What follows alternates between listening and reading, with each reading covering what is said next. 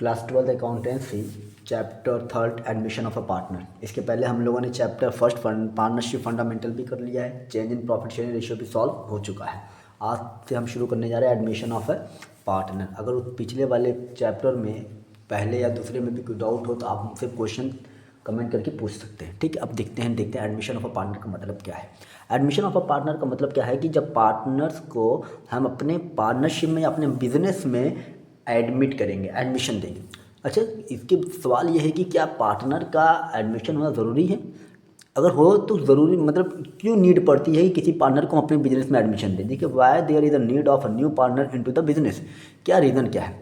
तो रीज़न पहला क्या है, मोर कैपिटल। यानी जब हमें ज़्यादा कैपिटल की ज़रूरत पड़ेगी। अच्छा, ज़्यादा कैपिटल की ज़रूरत क्यों पड़ रही है? ज़्यादा कैपिटल की ज़रूरत इसलिए पड़ रही है टू एक्सपैंड द बिजनेस। यानी जब हमें लगता है कि मुझे अपना बिजनेस ज़्यादा बढ़ाना चाहिए, हम लोगों को अपना बिजनेस ज़्यादा बढ़ाना चाहिए, तो इसके लिए हमें कैपिटल की नीड है और हमारे पास कैपिटल उतना नहीं है। तो हम क्या करेंगे, किसी ऐसे बंदे को एडमिट करेंगे जिसके पास जो कैपिटल अच्छा खासा लेके आए। जब वो कैपिटल लाएगा तो उसके कैपिटल के हेल्प से हम अपना बिजनेस एक्सपैंड कर सकते हैं। दूसरा reason, competent and experience person. हम ऐसे पर्सन को एडमिट देंगे, अपने बिजनेस में एडमिशन देंगे जो कॉम्पिटेंट भी हो और एक्सपीरियंस भी हो। अच्छा, ऐसा क्यों? किसी को भी ले सकते हैं ना, लेकिन इसका एक्सपीरियंस और कॉम्पिटेंट शर्त क्यों है? इसलिए ये शर्त रखा गया है कि कॉम्पिटेंट और एक्सपीरियंस होना चाहिए ताकि हमारे बिजनेस को काफ़ी अच्छे तरीके से चला सके। तीसरा, रेप्यूटेड और रिनोन्ड पर्सन। यानी वो जिसको हम एडमिशन दे रहे हैं अपने फर्म में, वो रेप्यूटेड भी होना चाहिए और रिनोन्ड भी होना चाहिए। रिनोन्ड मतलब फेमस, रेप्यूटेड मतलब जानते हैं आप लोग। ये इसलिए होना चाहिए क्योंकि हम इसके आने से, अगर पर्सन रिनोन्ड और रेप्यूटेड है तो हमारे बिजनेस का जो रेपुटेशन और जो गुडविल है वो इंक्रीज होगा।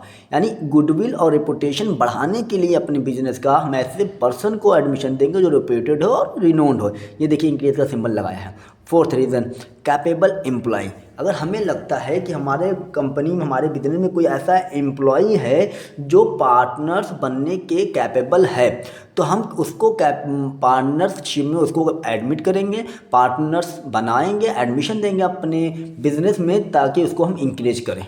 क्यों? किसी हर एम्प्लॉय को कैप नहीं बना सकते हैं, क्योंकि हम ये लगेगा कि जो एम्प्लॉय कैपेबल है उसको इनकरेज करेंगे अपने पार्टनरशिप में लाकर। ठीक, जैसे फॉर एग्जांपल देखिए, मैंने ये सपोज लिखा है, ये एग्जांपल दे रहा हूँ मैं आपको ताकि आप समझ जाए अच्छे से। ए और बी दो पार्टनर्स थे, ठीक है।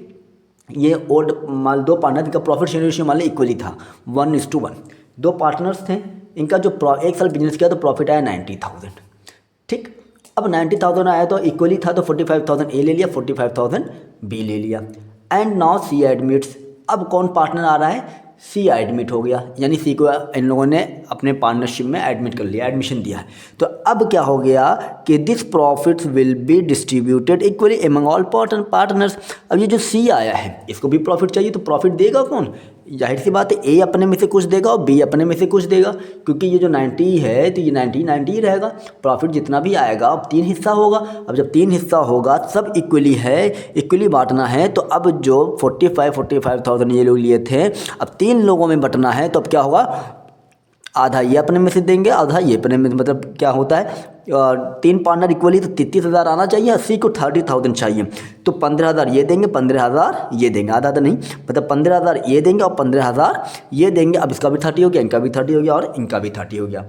यानी नया पार्टनर जब आएगा तो ओल्ड पार्टनर्स उसके फेवर में अपने रेशियो का कुछ पार्ट सेक्रीफाइस करेंगे या सरेंडर करेंगे अपने रेशियो का। अब नए पार्टनर का राइट क्या है? तो rights of a new partner, पहला राइट क्या है? To share future profit. यानी जब नया पार्टनर बिजनेस में आएगा तो उसका ये राइट है कि फ्यूचर में जो होने वाले प्रॉफिट हैं उसे वो शेयर करेगा। ठीक, अच्छा, लॉस भी हो सकता है ना, तो लॉस भी बियर करना पड़ेगा, जाहिर सी बात है। अब शेयर इन द असेट्स, यानी जो असेट्स होंगे उसे भी वो शेयर करेगा नया पार्टनर। अच्छा, ये देखिए, ही becomes liable for any liability incurred by the firm after his admission. यानी उसके एडमिशन होने के बाद अगर कोई लायबिलिटी क्रिएट होती है, ठीक है, तो वो भी वो उस मतलब उस लायबिलिटी को पे करने के भी लायबल वो नया पार्टनर होगा। जब एसेट्स में उनका शेयर है तो लायबिलिटी भी वो पे करेंगे, कितना उनके शेयर में आएगा। ठीक है, अब देखिए, following adjustments are needed at the time of the admission of a new partner. जब नए पार्टनर का एडमिशन होगा तो कुछ इस तरह क्या क्या चीज़ों की ज़रूरत पड़ेगी एडजस्टमेंट की। पहला क्या, जब नया पार्टनर आएगा तो सबसे पहले हम क्या करेंगे, calculation of new profit sharing ratio. सबसे पहले नया न्यू प्रॉफिट शेयरिंग रेशियो को बनाना पड़ेगा। सबसे पहले हम न्यू रेशियो बनाएंगे। दूसरा, अकाउंटिंग ट्रीटमेंट ऑफ गुडविल। फिर दूसरा क्या है, अकाउंटिंग ट्रीटमेंट ऑफ गुडविल, यानी फिर गुडविल का ट्रीटमेंट होगा। गुडविल दो तरह के होते हैं, ठीक है। गुडविल दो तरह के होते हैं, एक परचेज गुडविल है, एक जो पहले से हमारा गुडविल होता है।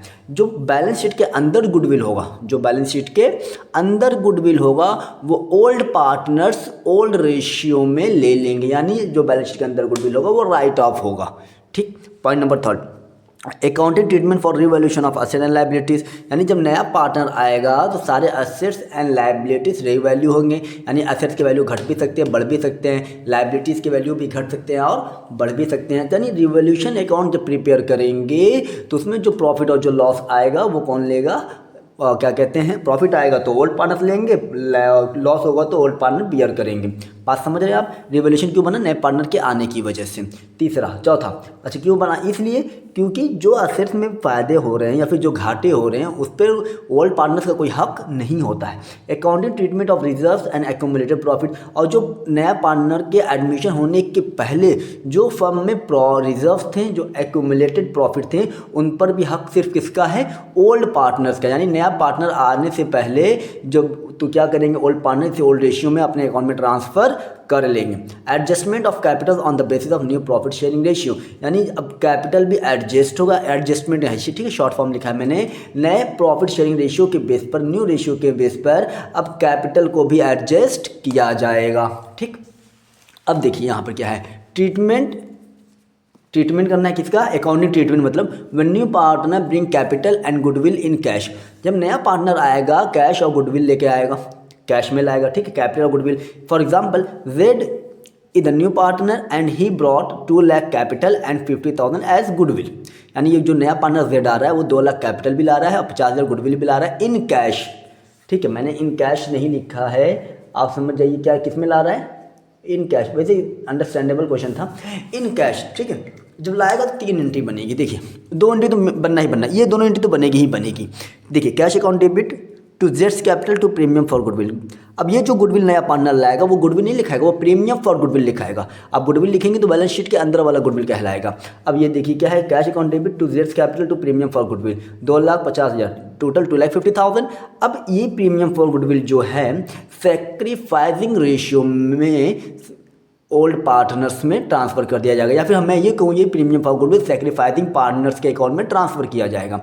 Premium for goodwill account debit to sacrificing partner. Sacrificing ratio कैसे निकलेगा, old ratio minus new ratio, ठीक। पॉइंट नंबर थर्ड, ये थर्ड पॉइंट जो है ये देखिए ऑप्शनल मैंने लिखा है, ये ऑप्शनल है। अगर क्वेश्चन में बोलेगा कि पार्टनर से ने गुडविल निकाल लिया है, ये वाला गुडविल प्रीमियम फॉर गुडविल को निकाल लिया है, तब जाके ये एंट्री पास होगी, अदरवाइज ये एंट्री पास नहीं होगी। यही 2 एंट्री पास हमेशा होंगी, ठीक है। ये ऑप्शनल है, अगर क्वेश्चन में पूछेगा तो होगा, नहीं तो नहीं होगा। अगर इनकेस उन लोगों ने पैसा निकाल लिया, ये जो हमने ट्रांसफ़र किया था ये पैसा निकाल लिया, तब एंट्री क्या बनेगी, sacrificing partner account debit to cash account. उम्मीद है आपको थ्योरी अच्छे से समझ में आ गया होगा। कल से इसका हम न्यूमेरिकल पार्ट देखेंगे, ठीक।